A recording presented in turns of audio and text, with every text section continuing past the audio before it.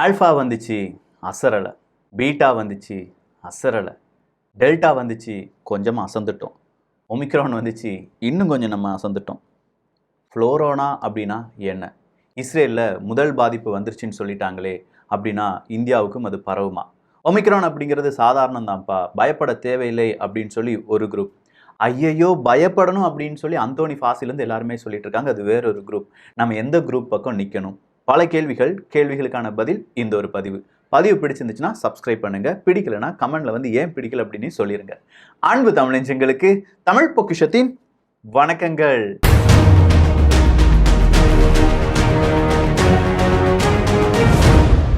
முதல் விஷயம் ஃப்ளோரானா அப்படிங்கிறது தான். கொரோனாவுக்கு ஒரோனா அப்படிங்கிற அந்த வார்த்தையும், ஃப்ளூவுக்கு எஃப்எல்ல மட்டும் எடுத்துட்டு ஃப்ளோரோனா அப்படிங்கிற ஒரு வித்தியாசமான பெயர் சூட்டப்பட்டிருக்கிறது இந்த ஃப்ளோரானா அப்படிங்கிற அந்த ஒரு நோய்க்கு. அது ஒரு நோயா, அது ஒரு வேரியண்டா அப்படின்னு கேட்டால் சாதாரணமாக வெறும் ஒரு பெயர் மட்டும்தான், வேற எதுவுமே கிடையாது. இது என்னடா அப்படின்னு சொல்லி நிறைய பேருக்கு டவுட் இருக்கலாம். ஒன்று இன்ஃப்ளூயன்சா வைரஸ், அதாவது சாதாரணமாக நமக்கு காய்ச்சல், ஜலதோஷம், தலைவலி இதெல்லாம் சேர்ந்து வரும்ல. வின்டர் சீசன் வந்துட்டாலே அது ஃப்ளூ சீசன் அப்படின்னு சொல்லுவாங்க.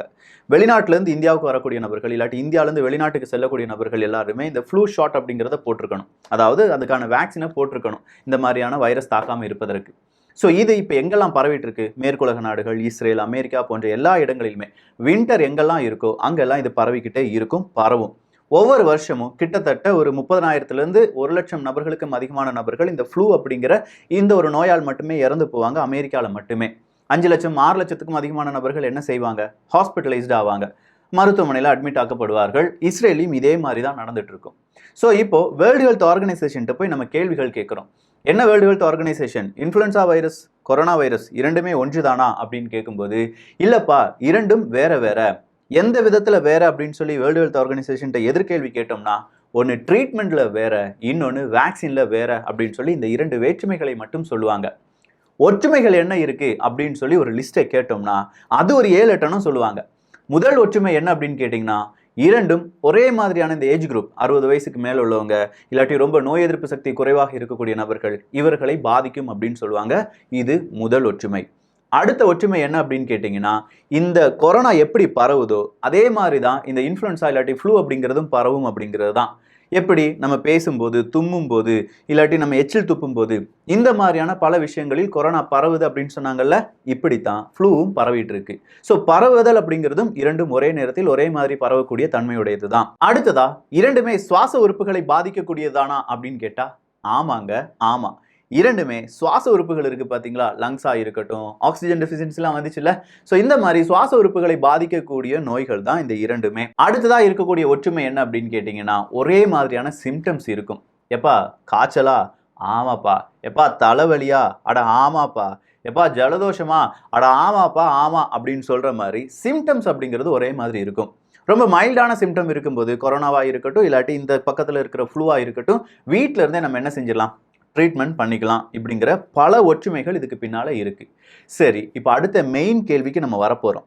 ஒருத்தருக்கு ஃப்ளூ அப்படிங்கிற அந்த சாதாரண காய்ச்சல், ஜலதோஷம் இது எல்லாமே இருக்கு. அதாவது இன்ஃப்ளூயன்சா வைரஸ் அவருடைய உடம்புல வந்துருச்சு. அதே நபருக்கு கொரோனா வைரஸும் உள்ள வந்துருச்சு. உள்ள வந்து இரண்டும் ஒரே நேரத்தில் ஒரு காய்ச்சலாகவோ இல்லாட்டி பல சிம்டம்ஸையோ காண்பிக்குமா அப்படின்னு கேட்டா ஆமாப்பா ஆமா அப்படின்னு தான் வேர்ல்டு ஹெல்த் ஆர்கனைசேஷன் சொல்லியிருக்காங்க.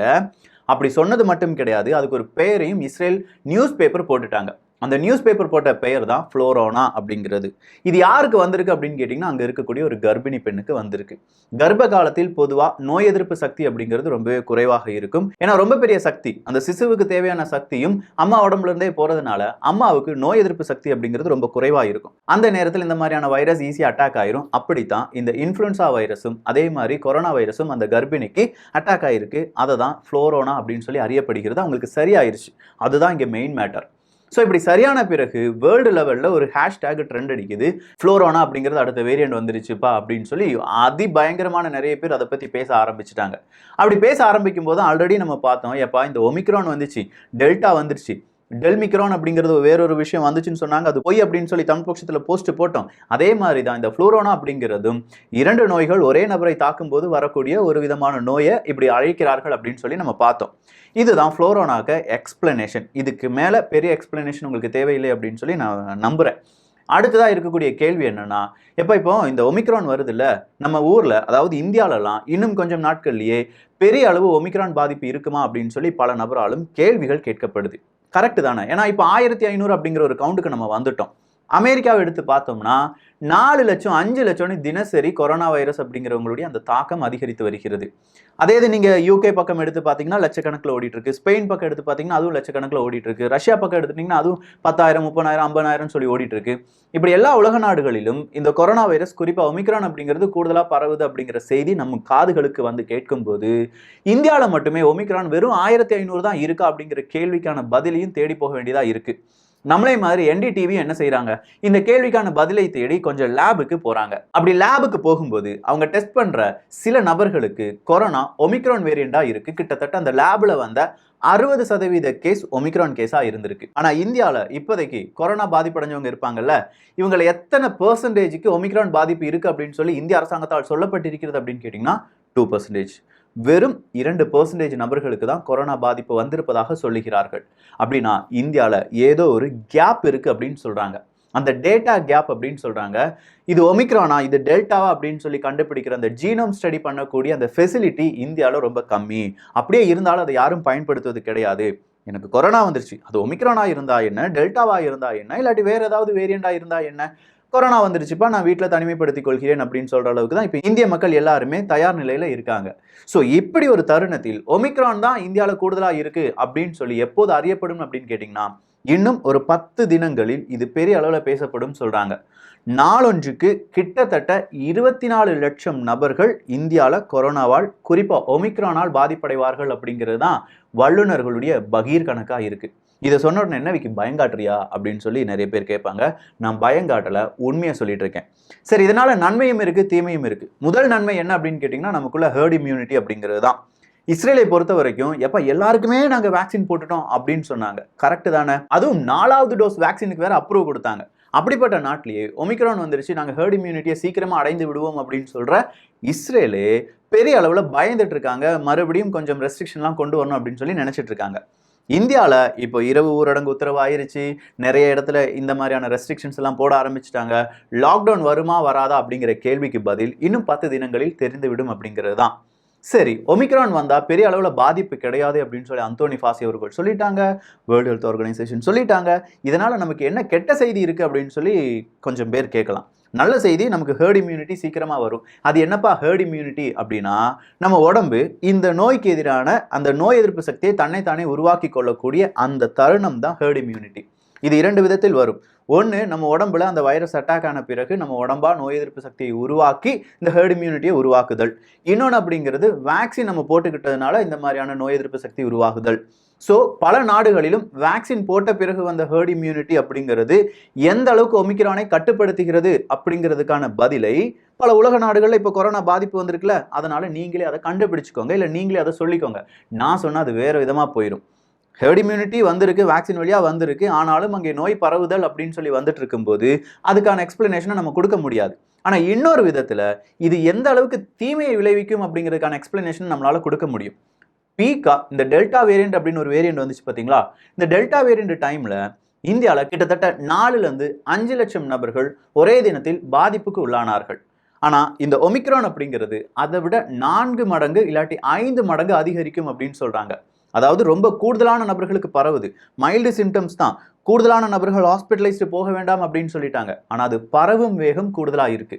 இங்கே 5 லட்சம்னா 5 மடங்காகும்போது அது கிட்டத்தட்ட 25 லட்சமாக இருக்கும். தினசரி 24லேருந்து 25 லட்சம் நபர்களுக்கு கொரோனா பரவுவதற்கான வாய்ப்புகள் இருக்கு ஒமிக்ரான் பரவிச்சுனா பீக்குக்கு வரும்போது. ஸோ இந்த 24 இல்லாட்டி 25 லட்சத்திலிருந்து எத்தனை நபர்கள் ஹாஸ்பிட்டலைஸ்டாக வேண்டும் அப்படிங்கிற அடுத்த கேள்வி இருக்கு. செகண்ட் வேவ் ரொம்ப பீக்கா இருந்த போது டெல்டா வைரஸால் பாதிக்கப்பட்ட நபர்கள் ஒரு 4 லட்சமா இருந்தாங்கன்னா அதுல 24,000 பேர் ஹாஸ்பிட்டலுக்கு அட்மிட் ஆக வேண்டிய ஒரு கட்டாயத்துக்கு தள்ளப்பட்டாங்க. அந்த செகண்ட் வேவுக்கு பீக்ல தான் நம்முடைய அந்த ஒட்டுமொத்தமான இன்ஃப்ராஸ்ட்ரக்சர், குறிப்பாக மருத்துவம் சார்ந்த இன்ஃப்ராஸ்ட்ரக்சர் எல்லாமே உடைந்து விடுமோ, மருத்துவத்திற்கான பற்றாக்குறை, மருத்துவர்களுடைய வேலை நிறுத்தம், இப்போ பஞ்சாப்லாம் அது நடந்துட்டு இருக்கு. இப்படிங்கிற அசம்பாவிதம் ஏதாவது நடந்துருமோ அப்படின்னு சொல்லி எல்லாருமே பயந்துட்டு இருந்தோம். அந்த அசம்பாவிதம் நடக்கல 2வது அலையின் போது. 24,000 பேர் தினசரி அந்த ஹாஸ்பிட்டலுக்கு போகும்போதே இந்த ஒரு பிரச்சனை வந்த போது 4 லட்சமாக இருந்த டெல்டா வேரியன்ட் ஒமிக்ரான் கூடுதலாக பரவுவதால் கிட்டத்தட்ட ஒரு 20 லட்சமாக மாறும் அப்படின்னு சொல்லி நம்ம பார்த்தோம்னா எத்தனை நபர்கள் ஹாஸ்பிட்டல்ல அட்மிட் ஆக வேண்டியதாக இருக்கும் அப்படிங்கிற கேள்விக்கான பதில் 100 டெல்டா வைரஸ் பாதிக்கப்பட்ட ஒரு நபர்களில் 6 பேர் தான் எங்க போக வேண்டியதா இருந்துச்சு, ஹாஸ்பிட்டலுக்கு போய் ட்ரீட்மெண்ட் எடுக்க வேண்டியதா இருந்துச்சு. 100ல 6 பேர். இப்போ நம்ம ஒமிக்ரான்ல மைல்டு சிம்டம்ஸ் தான் நிறைய பேர் ஹாஸ்பிட்டலுக்கு போக வேண்டாம் அப்படின்னு சொல்ற ஒரு கணக்குப்படி பார்த்து 100ல 3 நபர் மட்டும் 97 பேர் வீட்டில இருந்து சரி பண்ணிக்கலாம். 3 நபர் மட்டும் எங்க போக வேண்டியதா இருக்கும், ஹாஸ்பிட்டலுக்கு போக வேண்டியதா இருக்கும். 20 லட்சம் பேருக்கு பரவுது அப்படின்னா அந்த கணக்குப்படி பார்க்கும்போது கிட்டத்தட்ட 60,000க்கும் அதிகமான நபர்கள் தினசரி எங்க போக வேண்டியதா இருக்கும், ஹாஸ்பிட்டலுக்கு போக வேண்டியதா இருக்கும். ஸோ இந்த 60,000 நபர்களையும் நம்முடைய ஹாஸ்பிட்டல் தாங்க வேண்டும். அவங்களுக்கான படுக்கை வசதி, அவங்களுக்கான டேப்லெட், அவங்களுக்கான இன்ஜெக்ஷன், அவங்களுக்கான தடுப்பு மருந்து, இது எல்லாத்தையுமே நம்முடைய ஹாஸ்பிட்டல் கொடுக்க வேண்டும். இல்லை நம்ம அரசாங்கம் அதற்கு சரியான வழிநடத்தலை செய்ய வேண்டும். இந்த இடம் தான் இந்தியாவுக்கு சிக்கலை ஏற்படுத்தக்கூடிய இடம். ஸோ இப்போ நம்ம சாதாரணமாக நினைக்கிற இந்த ஒமிக்ரான் இல்லாட்டி கூடுதலாக பரவக்கூடிய மைல்டு சிம்டம்ஸாக இருக்கக்கூடிய இந்த வேரியன்ட் இந்தியா போன்ற நாடுகளில் பெரிய ஒரு பிரச்சனையை உயிர் சேதத்தில் ஏற்படுத்தாது. ஏன்னா இந்த ஒமிக்ரான் வந்தவங்களை அதிக நபர்கள் இறக்க மாட்டார்கள். ஆனால் அவங்களுக்கு தேவையான ட்ரீட்மெண்ட் கொடுப்பதில் சின்னதாக பிளவு வருமோ, பிரச்சனை வருமோ அப்படிங்கிற ஒரு கேள்வி மட்டும்தான் நம்ம முன்னாடி இருக்கு. இந்த கேள்வியை உறுதிப்படுத்தும் விதமாக இன்னைக்கு வட இந்தியாவை நீங்கள் எடுத்து பார்த்தீங்கன்னா நிறைய டாக்டர்ஸ், நிறைய நர்ஸ் இல்லாட்டி இந்த மருத்துவம் சார்ந்த தொழில் இருக்கக்கூடிய நபர்கள், அது டைரக்ட் ஆர் இன்டைரக்ட், நிறைய பேர் தெருவில் இறங்கி போராடிட்டு இருக்காங்க. எங்களுக்கு கூடுதல் சேலரி வேணும், எங்களுக்கு இந்த மாதிரியான அலவன்ஸ் வேணும் அப்படின்னு சொல்லி. ஸோ இந்த போராட்டம் நாடெங்கிலும் பரவி விட்டது என்றால் இங்கே சிக்கல் மறுபடியும் என்ன செய்யப்படும், பல மடங்கு உயர்த்தப்படும். நம்ம நாட்டிலையும் பலவிதமான பிரச்சனைகள் வருவதற்கான வாய்ப்புகள் இருக்கின்றன. மக்கள் தொகையில 60% நாங்க எல்லாருக்குமே 3 டோஸ் வேக்சின் போட்டுட்டோம் அப்படின்னு சொன்ன இஸ்ரேல்ல ஒமிக்ரான் பரவும் போது இங்க இந்தியாலையும் ஒமிக்ரான் சீக்கிரமா பரவுவதற்கான வாய்ப்புகள் இருக்கு. அந்த பரவும் போது அதை அரசாங்கம் எப்படி கையாள போகிறது அப்படிங்கிறது மட்டும்தான் இங்க கேள்வியாக நான் வைக்கிறேன். இந்த கேள்விக்கு இன்னும் கொஞ்சம் பலம் சேர்க்கும் விதமாக ஆல்ரெடி எலெக்ஷன்லாம் நடந்துட்டு இருக்கு. நம்ம ஆட்கள்லாம் எலெக்ஷனை கவனிச்சுட்டு இருக்காங்க. ஸோ இது பெருசாக அவங்களுக்கு பேச முடியாது, இல்லாட்டி அவங்க பேச மாட்டாங்க. அப்படி பேசாமல் இருந்த ஒரு மாதம் இல்லாட்டி ஒரு 10-20 நாட்களுக்கு பிறகு பெரிய அளவு பேசப்படும் போது மறுபடியும் லாக்டவுன் போடுவதற்கான வாய்ப்புகள் இருக்கின்றன. ஸோ இப்போவே நம்ம கொஞ்சம் சுதாரித்து, அதாவது நம்முடைய அரசியல்வாதிகள், நம்முடைய அரசு அதிகாரிகள் கொஞ்சம் சுதாரித்து, ஐயா தேர்ட் வேவ் வந்துருச்சு, கொஞ்சம் சூதானமாக இருந்துக்கோங்க அப்படிங்கிற சின்ன சின்ன இன்ஃபர்மேஷன், இந்த மாதிரி சோஷியல் டிஸ்டன்சிங்லாம் கீப் பண்ணுங்கப்பா, தேவையில்லாமல் யாரும் ஊர் சுத்தாதீங்க, கிறிஸ்மஸ் இந்த மாதிரி நியூ இயர்லாம் முடிஞ்சிருச்சு, எல்லாரும் கூட்டமாக கொண்டாடிட்டீங்க, ஏனி கொஞ்சம் நாட்களுக்கு பொங்கல் தானே இருக்கு, கொஞ்சம் நாட்களுக்கு அப்படியே கொஞ்சம் தள்ளிலாம் இருந்தீங்கன்னா இந்த மாதிரியான 3வது அலை வீசுவதை தடுக்க முடியும் அப்படிங்கிற சின்ன இன்ஃபர்மேஷன்லாம் நம்ம மக்களுக்கு சொல்லி புரிய வச்சுட்டோம்னா பெரிய அளவு பாதிப்பை நம்மால் தடுக்க முடியும். அப்படி இல்லையா கண்டிப்பா நாமும் இதை சந்தித்து தான் ஆக வேண்டும். சரி, இப்போ அடுத்தது அப்டேட், இந்தியா சார்பாக இருக்கக்கூடிய அப்டேட் என்ன அப்படின்னு கேட்டிங்கன்னா, எல்லா டீனேஜர்ஸ்க்கும் என்ன செய்ய போகிறாங்க, இந்த கொரோனாவினுடைய தடுப்பூசி அப்படிங்கிறது போடுவதற்கான அந்த அனுமதியை இந்திய அரசாங்கம் கொடுத்து விட்டது. அதே மாதிரி குழந்தைகளுக்கான தடுப்பூசி அப்படிங்கிறதும் இந்திய அரசாங்கம் சார்பாக எல்லாருக்கும் போட்டுக்கலாம்பா அப்படிங்கிற மாதிரியான அனுமதிகள் எல்லாமே கொடுக்கப்பட்டிருக்கிறது. இது இந்தியாவின் ஒரு அப்டேட்டாக பார்க்கப்படுது. எது எப்படி இருந்தாலும் தடுப்பூசி போட்ட நாடுகளிலும் தடுப்பூசி போடாத நாடுகளிலும் ஒமிக்ரான் அப்படிங்கிறது தீவிரமாக பரவி வருது. ஆனால் இதில் இருக்கிற இன்னொரு நல்ல விஷயம் என்ன அப்படின்னு கேட்டிங்கன்னா, இந்த பரவுதல் அப்படின்னு இருக்கு பார்த்தீங்களா, அது ரொம்ப ஸ்பீடாக இருக்கும். அதே மாதிரி அது பீக் அடைகிறதும் ரொம்ப ஸ்பீடாக மறுபடியும் குறைய ஆரம்பித்து விடும். ஸோ கொஞ்ச நாட்களுக்கு மட்டும் ரொம்ப கட்டுப்பாட்டுடன் இருந்தால், அரசாங்கம், அரசு அதிகாரிகள் சரியாக வேலை செய்தால் இந்த 3வது அலையை நம்மளால் என்ன செய்ய முடியும், ஈஸியாக அப்படியே கடந்து செல்ல முடியும். பார்க்கலாம் என்ன நடக்கிறது என்று. ஸோ இந்த ஒரு பதிவை குறித்துள்ள உங்களுடைய கருத்துக்கள் இங்கே வரவேற்கப்படுகின்றன. எல்லோரும் தமிழ் பட்சத்தில் இணைந்திருங்கள். நல்லதை பகிர்ந்து நல்ல சமுதாயத்தை உருவாக்குவோம். நன்றி, வணக்கம்.